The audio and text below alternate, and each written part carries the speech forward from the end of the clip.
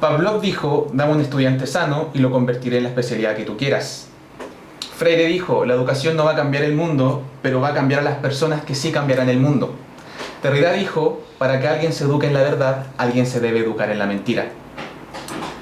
Nuestra directora dijo, hagamos un podcast. Esto es Escuela 2030.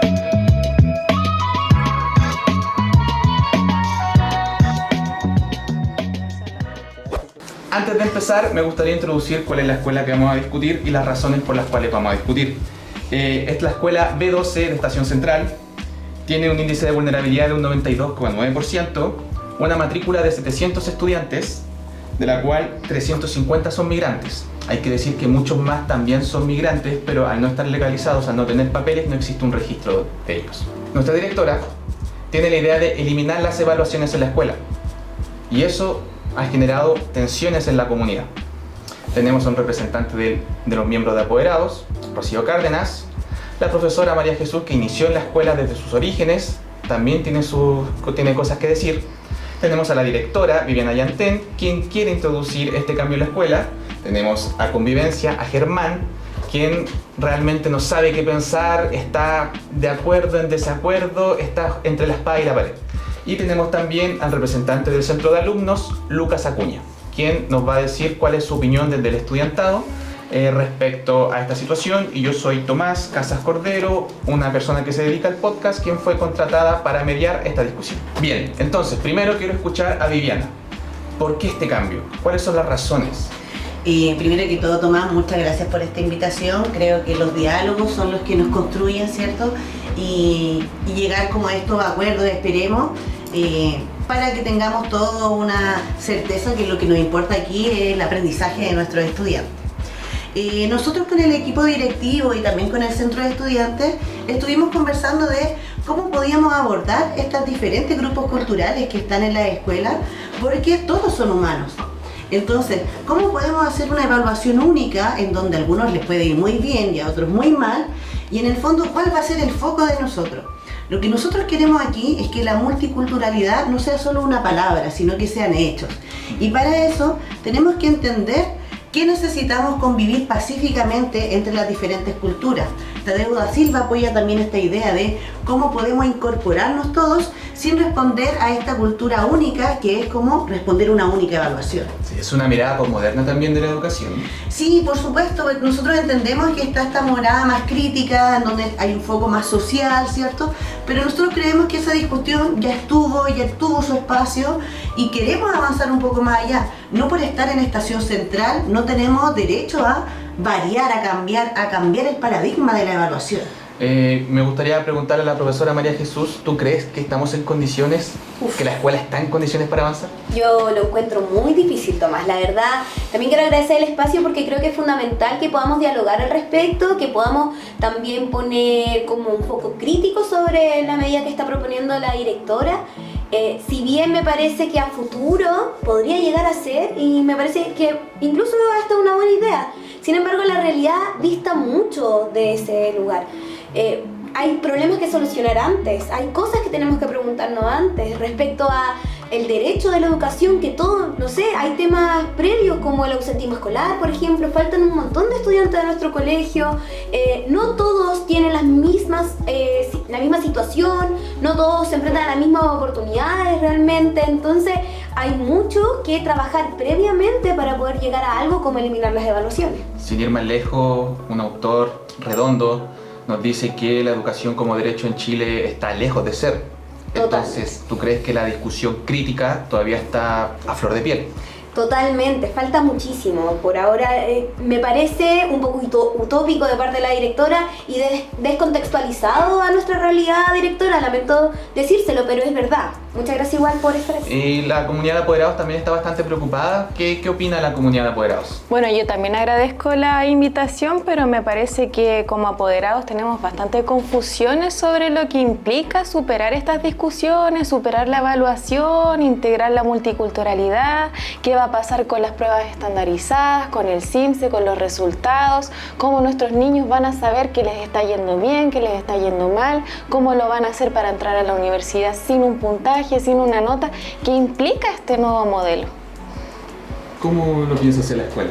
Lo que nosotros queremos es, en el fondo, el aprendizaje va a seguir siendo aquí lo importante. Lo que sí queremos es que cada estudiante sienta que pertenece a la escuela, que en su humanidad, ya por el hecho de estar vivo, ¿cierto? De estar en esta comunidad, tiene el derecho de poder expresarse Pero directora, perdone, pero la apoderada está diciendo qué va a pasar con la PAES, qué va a pasar con el CIMSE, cómo los estudiantes van a ensayar. Puede ser una visión un poco técnica, pero es una realidad que existe en Chile. Sí, por supuesto, y nosotros no es que queramos dejar de lado estas pruebas, nosotros entendemos que somos parte de un sistema, pero en el fondo la manera de trabajar este cambio de paradigma que queremos nosotros proponer va más allá de una evaluación. En el fondo los aprendizajes ya no vamos a tener lenguaje, no vamos a tener matemáticas, sino es juntar todo esto y que los estudiantes puedan hacer parte de ellos su proyecto. Y hablando de los estudiantes, ¿qué opina el centro de alumnos? Bueno, justo con eso hemos trabajado con la profesora, creemos que es un paso súper importante que hay que tomar, es necesario. Es importante empezar a preocuparnos de nuestra formación como estudiantes, como personas. No estar pensando todo el rato en la nota, no estar pensando todo el rato en el CIMSE, en la PAES, estar viendo solo el puntaje, no pensar a nosotros como estudiantes como un número. Por lo mismo, creemos también que es importante priorizar y envalentonar a la comunidad educativa en general, sobre todo a los profesores, como decía Alvarado, de que sean más partícipes y más autónomos de la construcción del currículum de la escuela, para poder darle ese énfasis a una evaluación mucho más formativa o sin nota. Lucas, pero también hay un concepto muy importante que es el de currículum apoyado, que para Silva es algo fundamental. En eso quiero hacer textos como por ejemplo el de Roberto Miranda. A través del currículum apoyado se pueden lograr varias cosas en la comunidad. ¿Existen las condiciones en currículum apoyado, Germán, para poder apoyar esta decisión? En lo que a mí respecta, como encargado de convivencia, yo he recibido la opinión de todos los estamentos presentes en la comunidad educativa, estudiantes, apoderados, profesores, y entre todos creemos que no es una buena idea realizar este tipo de innovación curricular, ya que hay mucha incertidumbre. Recordemos que vivimos en tiempos de grande incertidumbre. Entonces tampoco creemos pertinente que esta iniciativa va a abordar la multiculturalidad. Entonces lo que yo creo firmemente es que es necesario replantear esta iniciativa y escuchar también a los diferentes actores dentro de la comunidad. Sí. Pero Germán, tú señalas que los estudiantes son el centro de la escuela y aquí el estudiante nos dice que él quiere y él apoya la decisión. Entonces, ¿cómo tú abordas? ¿Tú te sientes escuchado como centro de estudiantes? O sea, siento que se está ignorando un poco y se está haciendo un poquito adultocentrista nuevamente, recayendo en otros actores de la escuela. A mí me parece inconcebible que los estamentos de este colegio no se puedan poner de acuerdo en una decisión que es tan importante para la escuela. No, ¿qué va a pasar con las notas? Yo insisto con eso. ¿Qué va a pasar con el mercado laboral, con los resultados, con las becas de excelencia? ¿Cómo nuestros niños van a saber si van bien o van mal? Sí, pero también es importante estas instancias de discusión y de una mirada crítica respecto a la propuesta. O sea, hay posibilidades todavía de ponernos de acuerdo, sin embargo hay que hacer este análisis, hay que pasar por estas crisis dentro de la escuela para poder generar cualquier cambio. Entonces, Germán, volviendo hacia ti, escuchando esta postura, escuchando a los estudiantes, ¿tú crees que no hay que tomar esta decisión o crees que hay que aplazar esta decisión? Respecto a lo que se ha conversado, yo creo que es necesario que conversemos esta iniciativa entre todos los actores de la comunidad, inclusive los que siempre han sido invisibilizados, como lo que son los funcionarios, la gente del aseo, los territorios, la gente de nuestros entornos. Entonces, para que nuestra propuesta curricular sea una propuesta situada, que es lo que hoy día los tiempos piden. Finalmente, yo lo que veo en esta discusión es que hay un problema de las percepciones que hay sobre el currículum. Si bien hay una mirada de transversalidad en el currículum, también hay una perspectiva técnica que en la educación chilena no se puede obviar. De esta manera, directora, ¿cómo podemos hacer más transversal el currículum? Yo creo que lo que estamos haciendo aquí es una buena instancia de participación, de escuchar, ¿cierto? De escucharnos entre todos, ir incluyendo. Nosotros, cuando como equipo directivo sabíamos que esta propuesta era un desafío para la comunidad, por eso también es una propuesta, lo conversamos con el centro de estudiantes, también con los apoderados, y creemos que hay que ir avanzando. Quizás no es el momento ahora de cambiar las evaluaciones, entendemos que hay estudiantes que salen ahora de cuarto medio y ellos rinden la PAES y necesitan quizás una preparación para eso, pero es importante empezar a enfocarnos ya no solo en la discusión de clases, sino es cómo incorporamos las culturas de cada uno de nuestros estudiantes y también de toda la comunidad educativa. Sí, igual también, directora, no hay que olvidar que actualmente todavía el aprendizaje está siendo teórico-instrumental, según lo mismo que planteaba Caro y Aguilar, pero el concepto de transversalidad invita a espacios donde empiece a cruzarse ciertos valores, incluso que nos mantenga como una comunidad unida.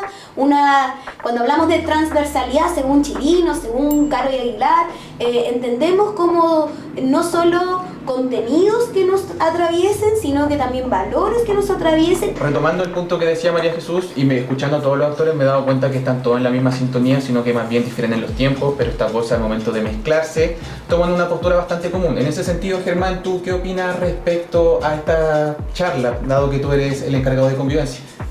Para mí, yo creo, en mi apreciación como encargado de convivencia, que entre cada uno de los estamentos construimos la comunidad educativa, vamos a poder generar un mejor futuro para ellos. Y me da esperanza de que pueda esto mejorar y quién sabe en un futuro tener una educación simple. Bueno, para cerrar este capítulo, Freud, Lacan decían que el deseo viene de la carencia y en el intento de ser llenado se genera la frustración. Gilles Deleuze y Félix Guattari dicen que el deseo es creación y es la escuela quien normaliza el deseo y por lo tanto genera esta frustración al no entregar instancias creativas. Lamentablemente tenemos la idea, pero el cómo todavía es difuso dada la realidad contextual de Chile. Para seguir discutiendo sobre este tema y para poder ver las posibilidades tienen que ver el segundo capítulo de Escuela 2030. Muchas gracias.